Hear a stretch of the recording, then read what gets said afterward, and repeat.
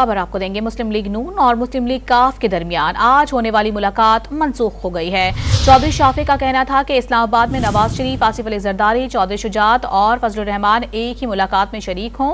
मजीद तफसीलात हासिल करेंगे। डॉन न्यूज के नुमाइंदे अली वकार हमारे साथ मौजूद हैं। अली, बताएगा नून लीग और काफ लीग की मुलाकात मनसूख हो गई है और चौधरी शुजात के बयान के हवाले से क्या तफसीलात हैं, बताइए।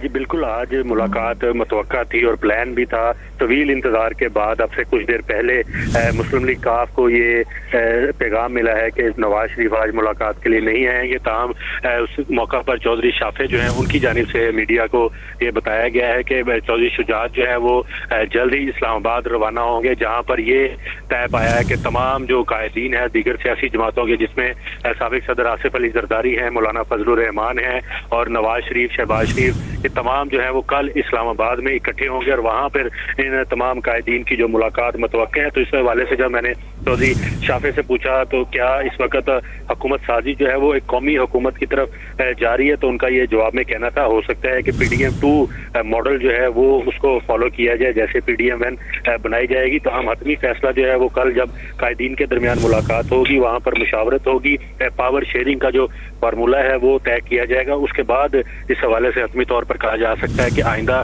की जो हुकूमत है वो कौन बनाएगा, वजारत उज़्मा का उम्मीदवार कौन होगा और दीगर जो मामलात हैं उसको किस तरह आगे चलाया जाएगा। जी, मुस्लिम लीग नून और काफ के दरमियान आज होने वाली अहम मुलाकात जो है वो मनसूख हो गई है और कहा जा रहा है कि कल ये मुलाकात मुतवक्के है। तफसीलात बता रहे थे अली वकार, शुक्रिया आपका।